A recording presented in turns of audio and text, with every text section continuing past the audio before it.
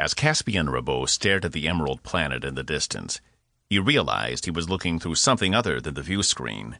He was looking through himself. The smoky image reflected a person he didn't recognize, and someone who would have been foreign to him just a few short seasons ago. His face betrayed none of the discomfort or pain which he'd become accustomed to long ago. Cass had to give himself credit. He'd made big strides. There had been a time when stepping back on a shuttle had seemed like an impossibility. But he'd managed this mission without any trouble. Though when 25% of your body wasn't your own, it tended to change one's perspective on things. Cass had always prided himself on his resilience, and this often included his physical characteristics. He'd managed to survive childhood without breaking any bones or needing the removal of errant or malfunctioning organs. He'd had perfect eyesight and straight teeth for as long as he could remember, and he'd never needed any artificial augmentation.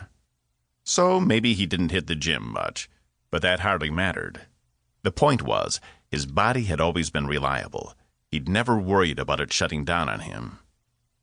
But all that had changed because of Diamant. 4 days ago, he'd woken up in sickbay, having been informed 3 major organs had been regrown, and new skin had been grafted onto dead tissue. Dr. Sachs had done an excellent job. He couldn't see a difference at all. But he could feel the difference. And for the first time in his life, he didn't quite feel like himself. Maybe that was where he found the willpower to continue to go on shuttle missions again and again. Maybe it came from the other him, the new him. Or maybe he no longer had anything to protect. Then again, the fact their ship was only days away from losing all life support might have had something to do with it. "Bring her around for another go?" Box asked from the pilot's seat. Cass shook his head. "We're not getting anything else out of this trip. The atmosphere is too thick. If the captain wants to know what's on the surface, she's going to have to send a team." They'd found this planet 2 days ago, after a harrowing series of events with the Bulak. Their leader, Diamant, had attempted to steal their ship for his own purposes.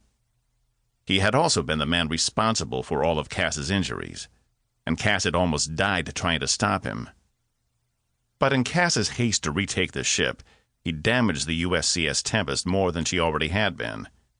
They couldn't even access the bridge, as it was open to space. The only recourse had been to use this planet as a temporary haven, except they had no idea what was on the surface. 3 survey missions covering different parts had all come up with little to nothing. They could see the surface itself.